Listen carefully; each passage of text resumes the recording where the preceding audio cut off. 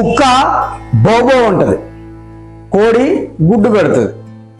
ఇవెంత కామనో ఈ దేశంలో దళితులు, గిరిజనులు, వెనుకబడిన కులాల ప్రజల మీద దాడులు జరుగుతాయి, రేపులు జరుగుతాయి. ఇది అంతే కామన్. వీటికి అవమానాలు, బూతులు బోనస్. సరదాకి ఎవరినైనా కొట్టాలనిపించింది అనుకో, ఏముంది, ఓ నలుగురిని దళితుల్ని పట్టుకొచ్చి కట్టేసి కొట్టేయడమే. కానీ రాజ్యాంగం అనేది ఒకటి అడ్డొస్తుంది కదా, అందుకే ఆవులు ఎత్తుకెళ్లారనో దొడ్లో దొంగతనానికి వచ్చారనో చెప్పాలి. మరీ తిమ్మిరెక్కితే రేపులు కూడా చేసేయచ్చు.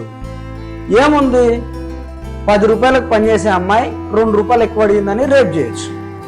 ఒకవేళ ఆ టైంలో అమ్మాయి కనుక అరవడమో గొడవ చేయడమో లాంటివి చేస్తే మర్డర్ బోనస్. మరి ఇంత జరుగుతుంది, ప్రభుత్వాలు ఏం చేస్తున్నాయి? ఏం చేస్తాయి?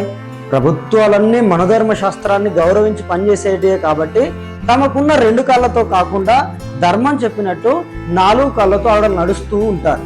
ప్రభుత్వాన్ని కూడా అలాగే నడిపిస్తూ ఉంటారు.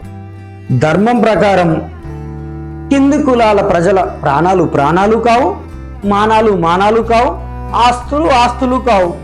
పట్టింపు ఏముంది? అవసరం లేదు. వాళ్ళు ఎంత పెద్దవారు, ఢిల్లీకి వెళ్ళే పనులుంటాయి, పెళ్లికి వెళ్ళే పనులుంటాయి, వాళ్ళ చుట్టాలో బంధువులో పార్టీ నేతలో ఫంక్షన్స్ ఉంటాయి, అవన్నీ చూసుకోవాలి. వీటన్నిటికి తోడు ప్రతిపక్ష పార్టీలతో ఫైటింగ్ ఉంటుంది.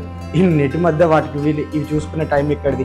అయినా ఈ దళితులు ఒకరు చస్తే చచ్చారు, తీసుకెళ్లి పూడ్చిపెట్టక మళ్ళీ రోడ్డు మీదకి వచ్చి చట్టం, న్యాయం, ధర్మం ఏంటండి లొల్లి?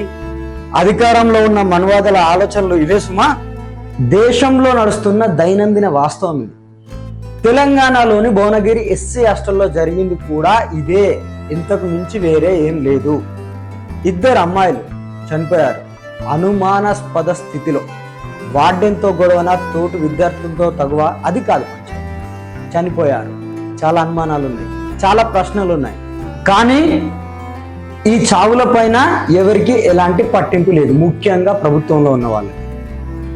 దిశ, నిర్భయ లాంటి ఘటనలు మనం చూసే ఉంటాం. దేశం, రాష్ట్రం మొత్తం అట్టుడికిపోయింది. మరి వాళ్ళంటే బ్రాహ్మిన్స్, రెడ్డిస్, వీళ్ళు కాదు కదా, దళిత బిడ్డలు కదా. అందుకే కదా, ఇదే కదా వాస్తవం.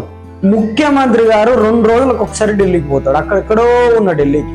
తెలంగాణలో ఏ మూలన వాళ్ళ పార్టీ వాళ్ళ పెళ్లిళ్ళు జరిగినా, దావతులు జరిగినా, భువనగిరి హైదరాబాద్ నుంచి 50 కిలోమీటర్లు. కానీ ముఖ్యమంత్రి గారికి అక్కడికి వెళ్ళే టైం లేదు. సరే, ఆయన ముఖ్యమంత్రి గారు, ఇలాంటి ఘటనలకు వెళ్ళడానికి టైం సరిపోకపోవచ్చు, కానీ దళిత బిడ్డనే కదా. ఇదే ప్లేస్లో కమ్మ బిడ్డలో, రెడ్డి పిల్లలో ఉండుంటే ముఖ్యమంత్రి గారు, ప్రభుత్వాలు ఇట్లానే వ్యవహరించేటియా? సినిమా స్టార్ల నుంచి దిగేటోళ్ళు, గజకర్ణ, గోకర్ణ అనుకుంటా రాష్ట్రం మొత్తం గగ్గోలు పెట్టేటోళ్ళు. చిన్న ఎగ్జాంపుల్ బాయ్, కొద్ది సంవత్సరాల క్రితం హైదరాబాద్ ఔటర్ రింగ్ రోడ్ సమీపంలో దిశ అనే అమ్మాయి అత్యాచారానికి గురై ఆ తర్వాత హత్య చేయబడ్డది. తెలంగాణ ప్రభుత్వం స్పందించింది, చట్టం చేసింది, ఓకే.